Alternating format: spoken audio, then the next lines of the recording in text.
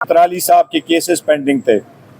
ये वो केसेस थे जिसमें हमने इलेक्शन कमीशन की डिस्क्वालिफिकेशन के ऑर्डर को चैलेंज किया हुआ है और उमर अयूब खान साहब और शिबली फराज साहब के लीडर ऑफ द अपोजिशन के नोटिफिकेशन जिससे उन्होंने डी नोटिफाई किया था वो हमने चैलेंज किए हैं। हमारा इस्तदा अदालत के सामने आईनी और कानूनी है।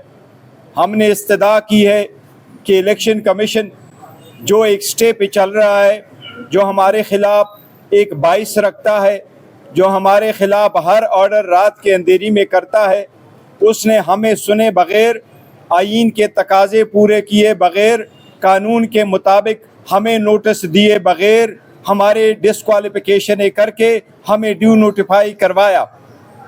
जिन कन्विक्शनों से और जिस डिस्क्वालिफिकेशनों से ईमान को मजबूत किया जा रहा है, दुनिया में कहीं मिसाल नहीं मिलती कि वहाँ पार्लियामेंटेरियन की क्वालिफिकेशन को आप डिस्क्वालीफाई कर दे और आप उनको गैर आईनी गैर कानूनी तरीके से कन्विक्ट कर दे। वहाँ अभी तक हमारे साथियों के कन्विक्शन का सीज़न ख़त्म नहीं हुआ। अगर इस किस्म की सियासी तनाव जारी रहा तो रियासत ख़तरे में पड़ जाती है। रियासत वो रियासत नहीं रहती जिसमें आज़ाद अदलिया हो, जिसमें मजबूत पार्लियामान हो, जिसमें अवाम के हकूक़ का तहफ़्फ़ुज़ हो।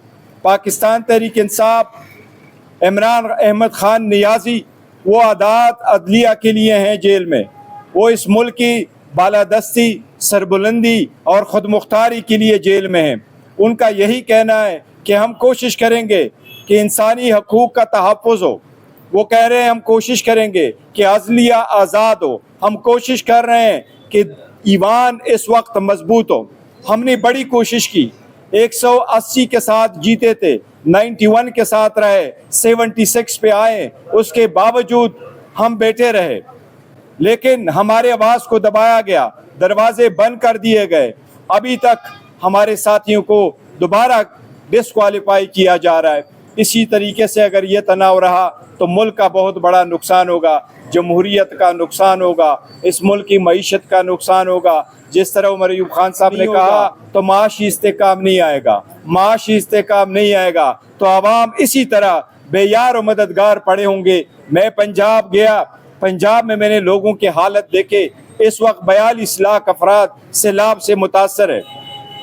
इस वक्त 4500 देहात ज़ेर आब है। इस वक्त 18 लाख एकड़ अराजी पे तैयार फसलें तबाह हो चुकी है। इसी तरह KPK में भी हुआ है, लेकिन आवाम के पास वो इमदाद नहीं पहुंच सका जो इमदाद पहुंचना चाहिए, वो सहूलतें नहीं मिल सकी।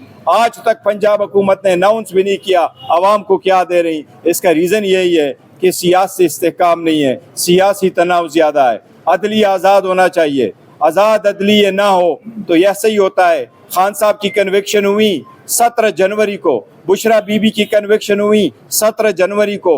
आज तकरीबन 8 महीने हो गए इसके ऊपर, लेकिन आज तक उनकी बेल की एप्लीकेशन लग नहीं सकी।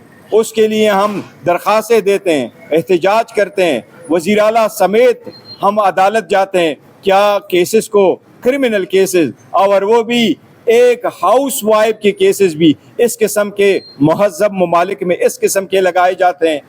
मैं सबसे अपील करूंगा कि ये सख्तियां ख़त्म करें। अवाम की बर्दाश्त की भी एक हद होती है। सख्तियां बढ़ेगी, दूरियां पैदा होगी तो रियासत ख़तरे में पड़ती है, रियासत का हुस्न ख़त्म हो जाता है। जो लोग काबिज होते हैं उन लोगों के साथ ऐसा ही आ जाता है जिस तरीके से मुस्तकबिल आपने अंजाम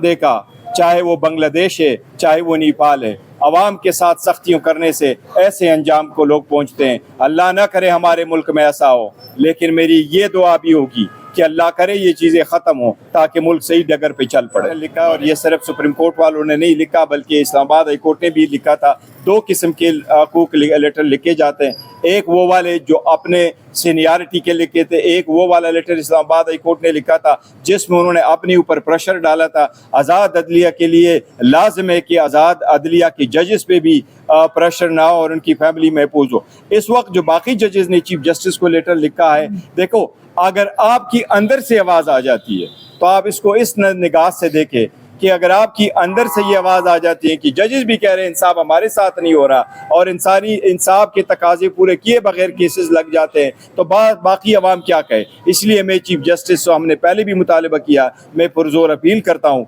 मैं मुतालबा करता हूँ, मैं दरख्वास्त करता हूँ कि 26वीं तरमीम आदो पाकिस्तान की अदलिया हमेशा से मुतनाज़ा रही है, लेकिन 26वीं तरमीम आज़ाद अदलिया के राह में सबसे बड़ी रुकावट है।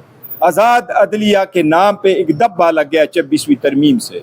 अगर आप आज़ाद अदलिया रखते हैं, वहाँ जजेस के लिए बेंचेस वो लोग बनाए जो इलेक्टेड ना हो, वो एग्जेक्टिव हो। ये सिर्फ पाकिस्तान में हो रहा है, दुनिया की किसी मुल्क में ऐसा अदलिया नहीं है जिसके लिए बेंचेस बनाए का इख्तियार एग्जेक्टिव के पास हो और एक ख़ास स्पेशल कमेटी के पास हो। लिहाजा मेरी ये दरख्वास्त होगी कि सुप्रीम कोर्ट फुल कोर्ट बनाए और फुल कोर्ट में 26वीं आईनी तरमीम के खिलाफ जो अपीलें फाल हो चुकी है उस पर जो है ना उसकी हेयरिंग करे। हमने खान साहब की हिदायत के मुताबिक अवामी असम्बली लगाई थी। उस अवामी असम्बली में पार्लियामान के बाद हमारे यहाँ 76 उम्मीदवारान थे, 76 नुमाइंदगान थे और हमारा उस वक्त भी उस अवामी असम्बली का लीडर ऑफ द अपोजिशन आपके सामने उमर अयूब खान साहब है, जो इस वक्त पाकिस्तान के 17 करोड़ अवाम को रिप्रेजेंट कर रहे हैं। हमारे शिबली साहब है जो ईवान बाला के लीडर ऑफ द अपोजिशन है, वो 4 सूबों के जंजीर है शिबली फराज साहब, क्योंकि वो सारे सूबों की हमारी नुमाइंदगी वहाँ करते हैं और इस वक्त पाकिस्तान तहरीक इंसाफ सबसे बड़ी पॉलिटिकल पार्टी है। हमने अवामी असम्बली के में बाहर ये मुतालबा चीफ जस्टिस साहब से किया था कि बराए मेहरबानी आप 26वीं तरमीम के खिलाफ जो अपीलें आई है उसको हेयरिंग के लिए लगाओ। अगले और हिदायत जिस वक्त दी थी तो मैं खान साहब के साथ ही था और अगस्त में उन्होंने हमें हिदायत दी थी कि आप सितंबर में जलसा करें। फिर खान साहब को हमने ये मैसेज ज़रूर पहुंचाया कि इस वक्त जो सूरत हाल है फ्लड की, चाहे वो KPK में, चाहे बलूच पंजाब में और इसी तरह सिंध में भी है, और अभी तक वो हालात मैंने खुद देख के मैं आया हूँ, बड़े बुरे हालात है। और उस जलसे में जिसमें से हमारे साथी पंजाब से भी आएंगे और हमारे साथी सिंध से भी आएंगे, इसलिए खान साहब से हमने रिक्वेस्ट की है जलसा ज़रूर होगा इंशाल्लाह, बहुत बड़ा जलसा होगा।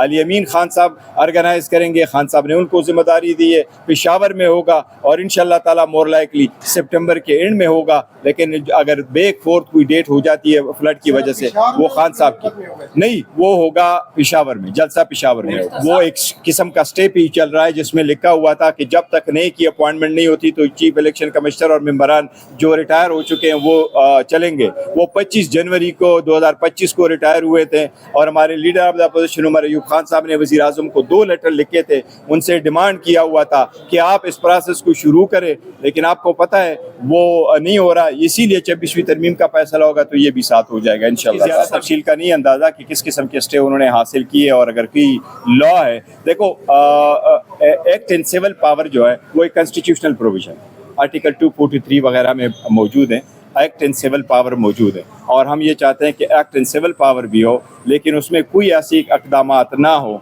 जिसमें से अवाम की बुनियादी हकूक़ को आप हलब करें, क्योंकि एक्ट सिविल पावर आ जाता है, चाहे वो ज़लज़ला हो, चाहे तूफ़ान हो, चाहे बारिश हो, चाहे सैलाब हो। इन सूरत हाल में आप ले सकते हैं। दहशतगर्दी से निमटना हो, दहशतगर्दी एक नासूर है, ख़त्म होने चाहिए, उसमें सियासत ना हो, उसके लिए कोऑर्डिनेटेड एफर्ट्स हो, सब इकट्ठे हों। हम आदो अपोज करते हैं कैटेगोरिकली सूबे में कि ऑपरेशन ना हो, आवाम दर बदर ना हो, वो डिस्प्लेस ना हो, लेकिन ये ख़त्म हो। लेकिन जहाँ तक उसका ताल्लुक है वो एक आईनी पॉइंट है, एक्ट इन पार्ट, लेकिन करारदाद असम्बली की करारदाद की इज़्ज़त होनी चाहिए और अगर असम्बली के मुंतखब नुमाइंदगान जैसे हुकूमत चाहते हैं होना भी ऐसे चाहिए। और अदलिया से मैं दरख्वास्त करूँगा कि वो उनकी लाइट को ज़रूर कंसिडर करें। मैंने असम्बली के फ्लोर पे भी इस बात को उठाया था कि जब आपके पास ऐसी आफत आ जाती है तो ये एक सूबा उसको नहीं निमट सकता, हर सूबे के पास वफाकी हुकूमत की ज़िम्मेदारी है और फ़र्ज़ है, ड्यूटी है कि वो उनका हेल्प कर ले। हमारे साथ जहाँ तक KPK का ताल्लुक है या स्पेशली मुझे बुनेर का पता है, बुनेर में हमें उन्होंने हमारी जो सारा कुछ नुकसान हुआ है, हमारे 240 अफराद शहीद हुए हैं, 14 मिसिंग है, 120 ज़ख्मी है, 1470 दुकानें तबाह हुई, 875 घर तबाह हुए, हमारे 110 किलोमीटर पे बाय एंड लार्ज रोड तबाह हो गए, 29 स्कूल हमारे तबाह हो गए, 14 डिस्पेंसरी तबाह हो गई है, 4600 मवेशियाँ तबाह हो चुकी है, एंड अ लॉट मोर जमा मस्जिदें शहीद हो गई, बड़ा नुकसान हुआ। हमें वफाकी हुकूमत ने क्या दिया वो मैं आपको गिनवाता हूँ। हमें सिर्फ 200 टेंट दिए, 5 जनरेटर दिए 7 kV, 5 हमें डी वाटरिंग पम्प दिए, 100 हमें राशन दिए, 1420 जो है वो हमें ब्लैंकेट दिए, दैट्स ऑल।